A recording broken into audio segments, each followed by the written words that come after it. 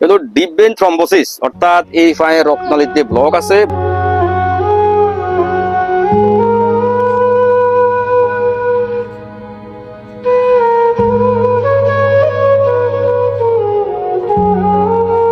হলো deep vein thrombosis, অর্থাৎ এই পায়ের রক্তনালীতে ব্লক আছে। ব্লকের কারণে পায়ের নিচের দিকে ব্লাড সার্কুলেশন কম হয়, অক্সিজেন কম আসে, তখন এইদিকে কিছুদিন পর পর ক্ষত হয়ে যায়।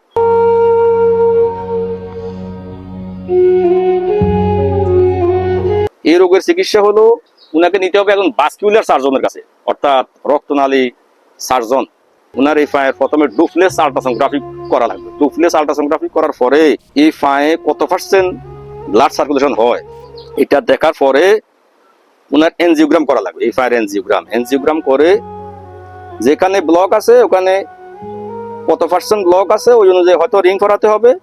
হার্টের রক্তনালীতে যেরকম রিং লাগায় পায়ের রক্তনালীতে এরকম রিং লাগানো হয়, হয়তো রিং লাগাতে হবে অথবা বাইপাস সার্জারি লাগবে। ওই যে হার্টে যেরকম বাইপাস সার্জারি হয় উনার পায়ে হয়তো এরকম বাইপাস সার্জারি লাগতে পারে।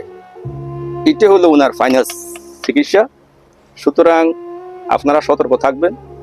কখনো যদি এইভাবে কোনো পায়ে কিছুদিন পর পর ক্ষত হয়, ক্ষত শুকাতে না চায়, সঙ্গে সঙ্গে একজন ভাস্কুলার সার্জনের পরামর্শ নেওয়া অতি জরুরি, না হলে উনার মতো পরিণতি হয়ে যাবে।